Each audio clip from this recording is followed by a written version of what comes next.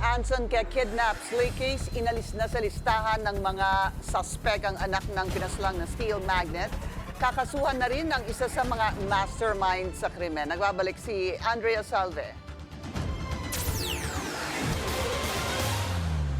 Tuloy ang pursuit for justice ng mga naulila ni Philchay Bilyonario Anson Ke kasunod ng malaking development sa kidnap slay case ng kanilang patriarch at sa driver nitong si Armani Pabilio. Inanunsyo na ng Department of Justice ang pagtatapos ng preliminary investigation ng kaso at ngayong linggo, formal nang sasampahan ng 2 counts of kidnapping for ransom case si Gong Wan Lee alias Kelly, isa sa itinuturong mastermind sa krimen. Inalis na rin bilang suspect ang anak ng steel magnet na si Alvin Ke dahil sa kakulangan sa ebidensya. Ayon sa mga Ke, patunay lang ito na inosente si Alvin. Ngayong tapos na rin daw ang investigasyon, humihingi sila ng privacy sa nagpapatuloy na paghahanap nila ng hustisya. Ang iba pang mga suspect na sina David Tan Liao, Richardo Austria at Raymart Katikista nauna nang nasampahan ng 2 counts of kidnapping for ransom with homicide. Ang Chinese nationals naman na sina Yuan Haohua, Yuan Fanqiang at Li Xiaoting ay nirefer sa PNP Anti-Cybercrime Group para sa case build-up kaugnay sa kanilang paglabag sa Anti-Financial Accounts Scamming Act. Sila ang mga umano'y tumanggap ng ransom money mula sa Ke family. Patuloy namang pinaghahanap ng mga otoridad ang isa pang suspect sa krimen na si Jonin Lin. Marso nang huling makita si Ke at Pabilio sakay ng isang van papunta sa Parañaque. Abril naman nang ma-recover ang kanilang mga labing nakasilid sa nylon bags sa Rodriguez, Rizal. Para sa Agenda, Andrea Salve, Billionaire News Channel.